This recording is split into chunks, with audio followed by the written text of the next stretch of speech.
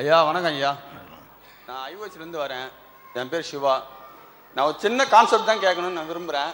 அதை நீங்கள் கரெக்டாக தெளிவாக எனக்கு இது பண்ணணும்.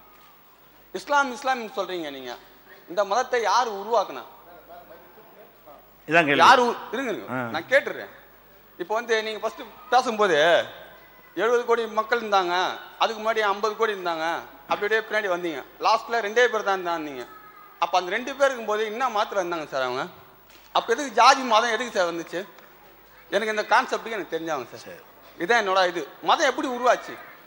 2 பேர் தான் இருந்தாங்க ஃபஸ்ட்டு, அதுக்கப்புறம் எப்படி மதம் உருவாச்சு? அதான் எனக்கு தேவை. சரி, இதான கேள்வி.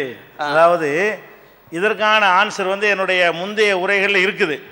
இருந்தாலும் உடைச்சி சொன்னால் தெரிஞ்சிடும் உங்களுக்கு. என்னன்னு கேட்டால், இஸ்லாம்ங்கிறத முகமது நபி உண்டாக்குனது கிடையாது. ஃபஸ்ட்டு நம்ம விளங்கிக்கிறணும். முகமது நபிக்கு முன்னாடி இயேசு இதைத்தான் சொன்னார்னு உங்களை சொல்லியிருக்கிறேன், என்னுடைய உரையில் சொல்லியிருக்கிறேன்.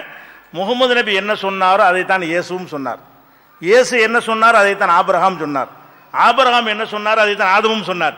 அப்போ முதல் மனிதர் பின்பற்றிய மார்க்கமே இஸ்லாம் தான்.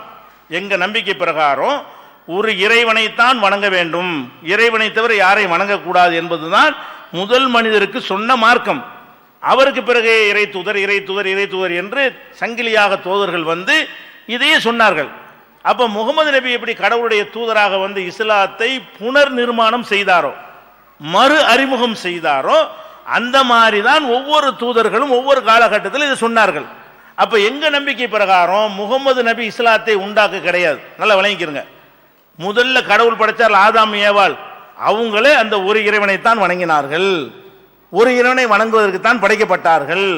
அவங்க பிள்ளைகளுக்கு சொல்லி வந்தார்கள். பிறகு மனிதனுடைய மனோ இச்சை பிரகாரம் மாறி பல தெய்வ நம்பிக்கை உண்டாகி போச்சு.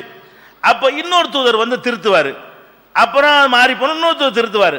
இப்படியே முகமது நபி அவர்கள் கடைசியாக நினைஞ்சாங்க, இதை சொன்னாங்க. இஸ்லாத்தினுடைய ஃபவுண்டர் முகமது நபி கிடையாது. இஸ்லாத்தின் ஃபவுண்டர் அல்லாஹ் தான். அல்லாஹ் ஆதமை படைக்கும் பொழுது என்னைத்தான் நீ வணங்க வேண்டும், அதற்குத்தான் உன்னை பூமிக்கு அனுப்புறேன் என்று சொல்லி அனுப்புகிறார்.